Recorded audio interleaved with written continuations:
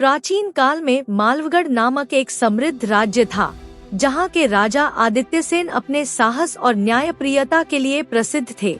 उनके शासन में प्रजा सुखी थी, भूमि उपजाऊ थी और सीमाएं सुरक्षित थीं। परंतु पूर्व दिशा में स्थित कौशलपुर का राजा धीरपाल उस समृद्धि से ईर्ष्या करता था। उसने बार बार दूत भेजकर सोने और अनाज की कर की मांग की, पर आदित्यसेन ने कहा, जो भूमि मैंने रक्षा की है वह किसी और के कर से नहीं बिकेगी।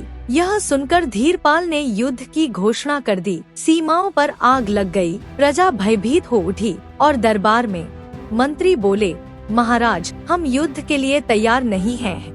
पर राजा ने शांत स्वर में कहा, युद्ध तलवारों से नहीं, संकल्प से जीता जाता है। उन्होंने अपने पुत्र राजकुमार विक्रम को बुलाया और कहा, यदि मैं लौट न सकूं, तो याद रखना, सिंहासन शक्ति से नहीं, सत्य से टिकता है। युद्ध आरंभ हुआ।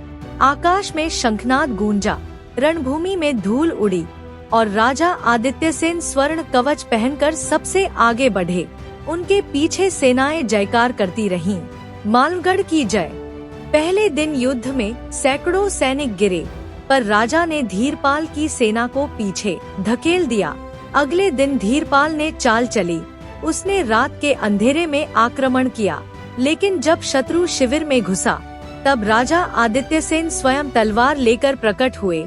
बिजली सी चमकी और वे बोले, यह भूमि माँ है और मैं उसका पुत्र, उसे छूने से पहले मुझसे गुजरना होगा। फिर हुआ भीषण संग्राम। घंटों तक तलवारें टकराती रहीं, रक्त से धरती लाल हो गई। अंततः राजा की भुजा घायल हुई, पर उन्होंने रुकने से इनकार किया। वे बोले, जब तक सांस चलेगी, तलवार उठी रहेगी। अंततः उन्होंने धीरपाल को युद्ध में परास्त किया, किंतु स्वयं गंभीर रूप से घायल होकर गिर पड़े। मरते समय उन्होंने अपने पुत्र से कहा, राजा वही जो अपने वचन की रक्षा करे, भले प्राण चले जाए। इतना कहकर उन्होंने अंतिम सांस ली।